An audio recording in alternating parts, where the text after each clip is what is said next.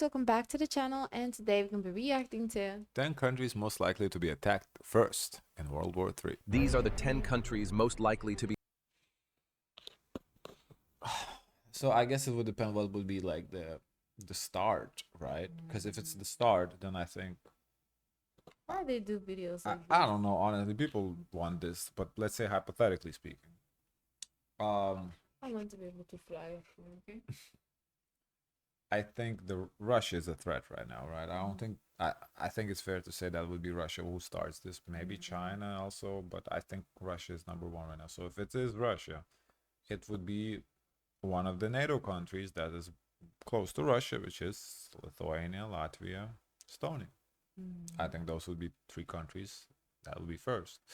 Poland, maybe, but Poland is a strong country. It's a big country. It's a powerful country. I don't know if they would. I've seen the videos. They say don't mess with Poland. I don't know if they would go for Poland. I think they would go for the Baltics because they're smaller countries. They wouldn't go for Finland either. Finns, they would stand for themselves. So I think the Baltics are easy as targets. Now, who would come in as the allies? Because, Russia would have some allies. China. If China is an ally, they'd probably take Taiwan. Attack Taiwan. Decide they want Japan. I don't know. South Korea. I'm not sure. Let's see. But do you have any guesses? Be attacked first in World War III. And you'll be shocked by which country ends up last on the list. What World War III broke out right now? Who would be hit first and why? In a global war of missiles, cyber attacks, and sudden strikes, not every nation gets a warning. Some would face devastation in the opening moments.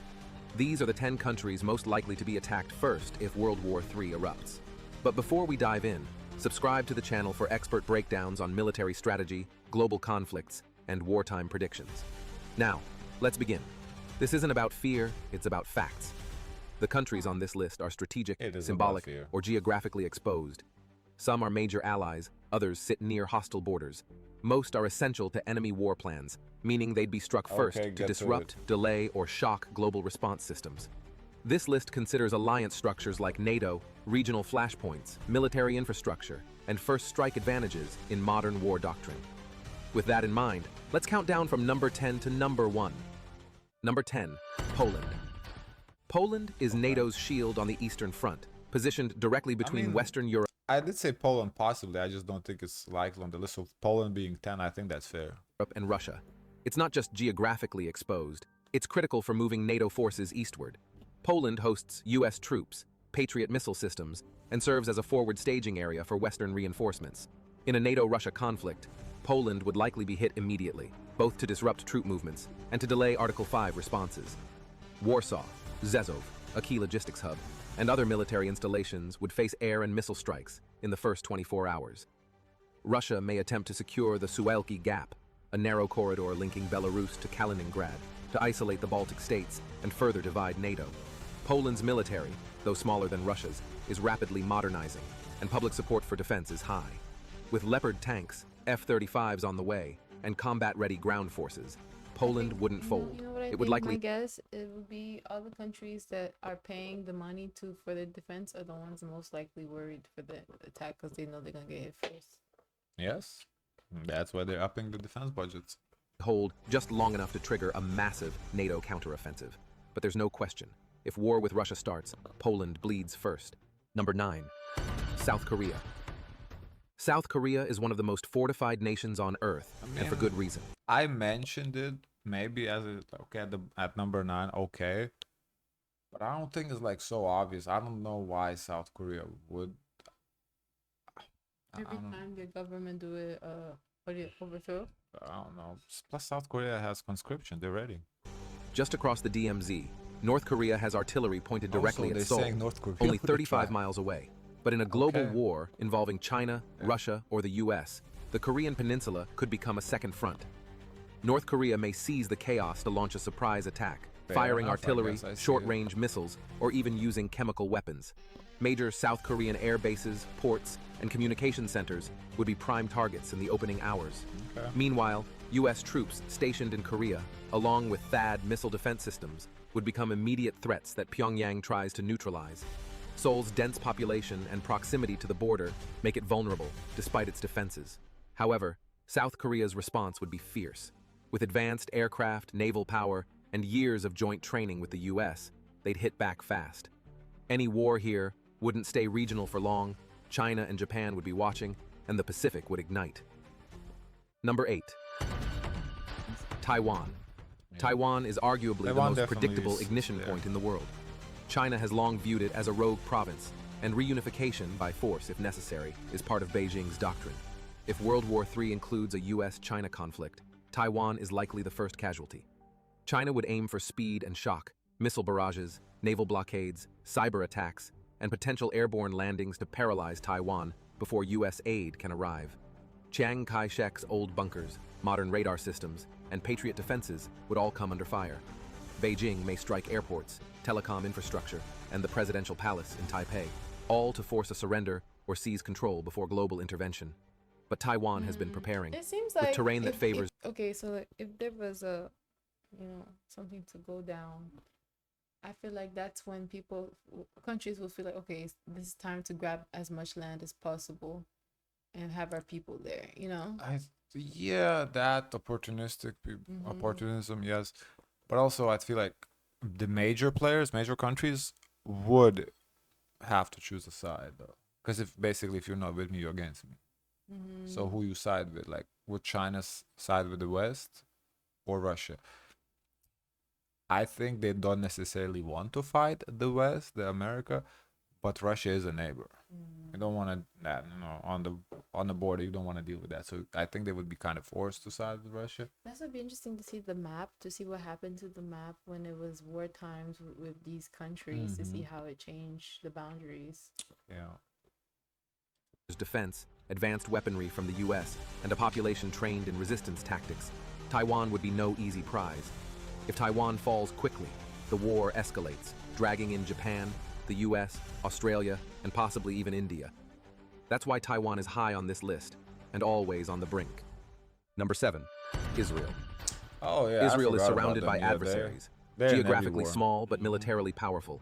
In the event of a global war where the US is distracted or weakened, Israel becomes a tempting target for its regional enemies. Iran, with its ballistic missile arsenal and proxy forces like Hezbollah, could initiate coordinated strikes against Israeli cities and infrastructure. Simultaneously, Hamas or other groups might open southern fronts. The goal? Overwhelm Israel's Iron Dome system, cripple its command network, and force it into a multi-front war.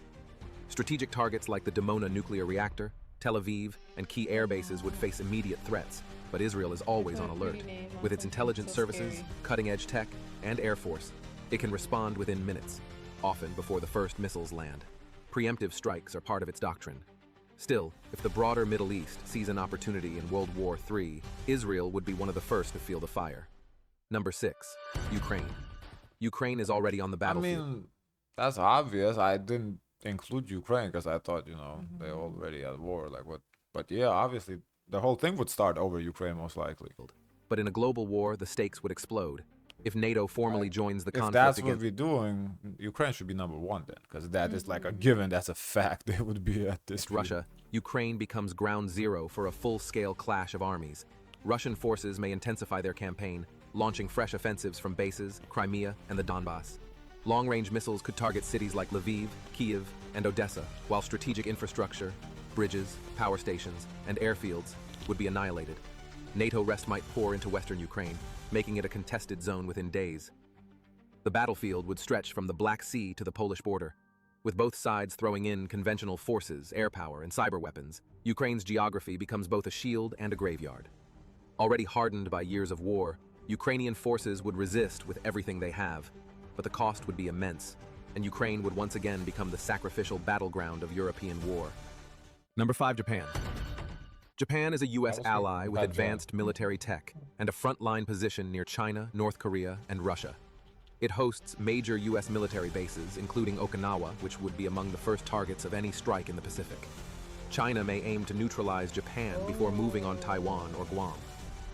Meanwhile, North Korea has missiles aimed squarely at Tokyo. Japan's defense is advanced, but its geography puts it in the line of fire. Number 4. Germany. Germany? I never thought that. That is random. Why Germany. Why would you attack Germany first? Germany is NATO's backbone in Europe. Logistics, intelligence, and military hardware all flow through Berlin. Russia could view it as the nerve center of NATO's European response. In the event of a surprise war, key air bases and command centers might be among the first hit. Germany's central location makes it both a shield and a target. And an early blow to Germany would disrupt the alliance's cohesion and response I time. guess. I mean, Number 3, Saudi Arabia. Saudi Arabia. I see the logic. Why? But realistically, I feel like what the missiles have to fly through either the Baltics or the Poland. They will get shot down. I feel like, I don't know. I mean, Germany, that's a reach. Arabia's oil wealth and ties to the West make it a high-value target for any anti-US coalition. In a Middle Eastern theater of World War III, Iran-backed forces could aim for energy disruption. I guess I didn't consider these nations. I'm not too familiar, like in the. But I guess this could happen, Saudi. Oil fields, refineries, and tankers would be priority targets. Such a move wouldn't just cripple Saudi Arabia, it would send global oil markets into chaos. The US has defensive systems in place here, but not enough to cover every strategic asset. Number 2, United Kingdom. The UK is not only a nuclear power, it's America's closest ally. Its intelligence network, naval forces, and nuclear Number 1 better be one of the Baltics, because otherwise this list is, I don't know what we're doing. UK, Germany, what? submarines make it I honestly, the way we're heading right now, I do believe it's the US, but all this tells me that this video is basically just naming the biggest countries for the views. an early strike candidate. In a Russia versus NATO war, the UK might face submarine-launched cruise missiles targeting ports or command centers. Cyber attacks on London's infrastructure would likely come first, followed by kinetic strikes if escalation continues. The UK would never back down, but it may be forced to retaliate early and fast. Number 1, United States. No surprise here, the US is the world's top military and economic power. Right. In any global war, adversaries would strike first to limit America's ability to project force. That means missile strikes on Guam, Pearl Harbor, or bases in South Korea and Japan. Cyber warfare would aim to I blind guess if you consider striking US attacking their bases or Guam, whatever, fine. But other than that, who's attacking them? Mexico, Canada? Please. US communications. EMPs might be used to cripple satellites and infrastructure. The mainland wouldn't be untouched either. Strategic cities or military hubs like Norfolk, San Diego, or Washington, D.C. would be at risk. These are the countries most San Diego, they have a military base there. And it's on the Pacific, so San Diego would make sense. likely to face the first fire if WW3 ever becomes real. But being targeted first doesn't mean being defeated. Every country on this list has a playbook. Oh, Lithuanian flag there. Nah, whatever. This video just named the biggest countries. Honestly, like the first would be like the Baltics, Poland, Taiwan. Yeah. Where is Russia and China and France? Well, because they would be initiating their attacks, not attacking first. I instantly object to the claim of facts. What? The guy who made this video must be from Poland. No, he would put Lithuania in there if he was. How do you not put... honestly, I feel like the Baltics are the biggest threat because they're like weak, easy targets. Like small countries. Yeah, there's NATO, but like if you're already willing to hit NATO, you started the weak targets to take them over.